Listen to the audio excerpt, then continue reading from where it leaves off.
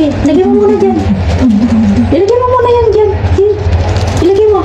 Pasok mo muna dito sa bag mo. Dali. Yan. Sige. Halika na dito. Halika na. Dali. Dito na. Ay, ligo. Dito na. Opo ka dito.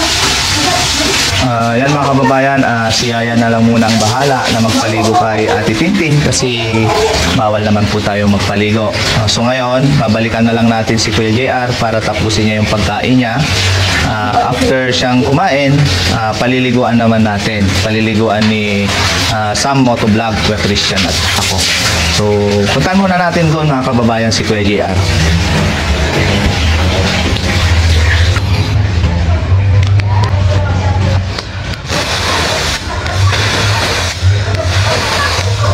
Ayan mga kababayan, balikan natin si Kuya JR kasi nandoon na si Tintin. Habang pinapaliguan ni Yaya si Tintin, si JR naman medyo nahuli siya ng kain eh.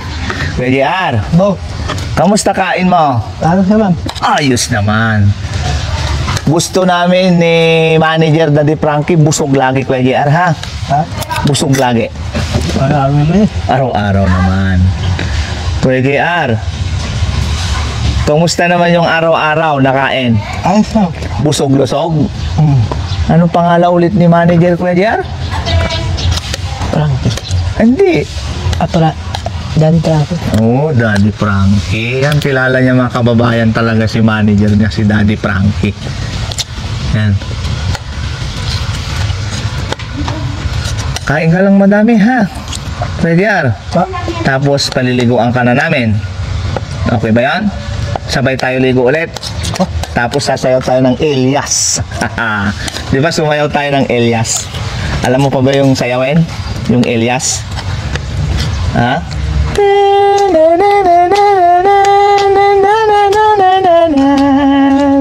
Naalala mo yun? Yung sayaw ni, kasama mo si Kuya Sam, tsaka ni Kuya Jesse, yung sumayaw kayo.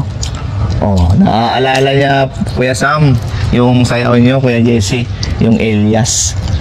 Nakaka-relate talaga si Kuya JR. Ha? Yan na, tapusin mo na yung pagkain mo para ikaw naman ang susunod paliguan para mabango. Di ba? Tapos mamamasyal tayo. Gusto mo masyal, Kuya JR? Lalabas tayo? Gusto mo? Ba't ayaw mo? Gusto mo dito lang? Ay, ayaw niya mga kababayan, lumabas. Gusto niya lang dito lang kumain. Mag-basketball tayo mamaya. Gusto mo? Ayan mga kababayan, habang tinatapos ni Kuya JR yung pagkain niya,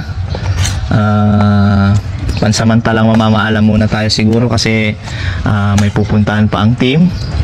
In behalf of Daddy Frankie, may papasyalan na naman tayo. Inutos ni Daddy Frankie, So ngayon, antayin lang natin matapos si Kuya JR kumain para mapaliguan na rin siya. Pero siguro hindi na natin makukuhanan ng video pag pinaliguan natin siya, Kasi kami yung magpapaligo, tapos si Kuya Sam tsaka ni Kuya Christian, wala po kasing maghahawak ng video kasi kami-kami na lang.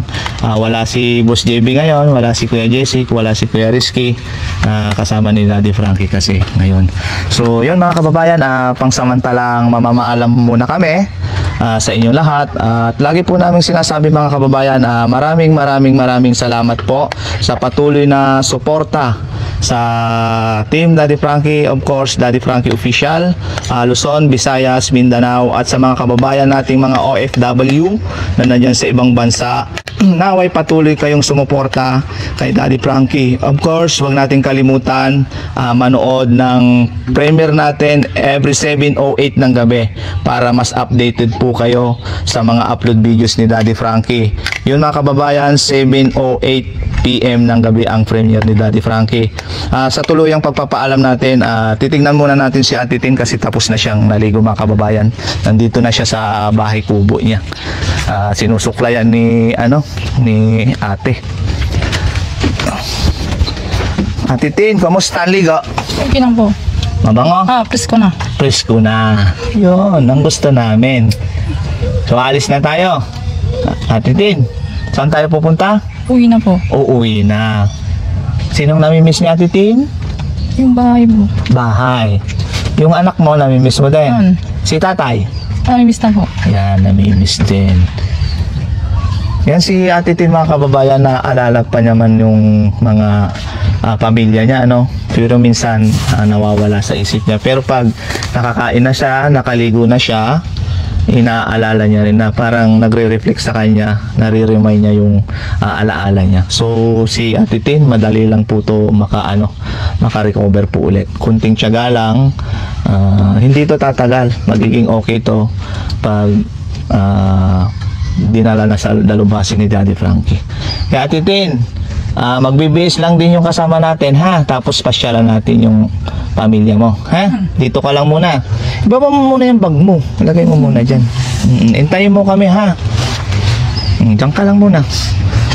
Yun mga kababayan, hanggang dito na lang po yung update natin kay Kuya JR and kay Ate Tintin, dahil may lakad pa ang team sa ngayon, dahil inutusan tayo ni Daddy Frankie na pasyalan natin yung mga dati na natulungan ni Daddy Frankie. Mangungumusta lang tayo sa kanila, at the same time yung dating ginagawa ni Daddy Frankie, mag-abot ng pinansyal at konting tulong sa kanila. Hanggang dito na lang mga kababayan, ingat po tayong lahat, at lagi po naming sinasabi, mahal namin po kayong lahat. I love you all mga kababayan.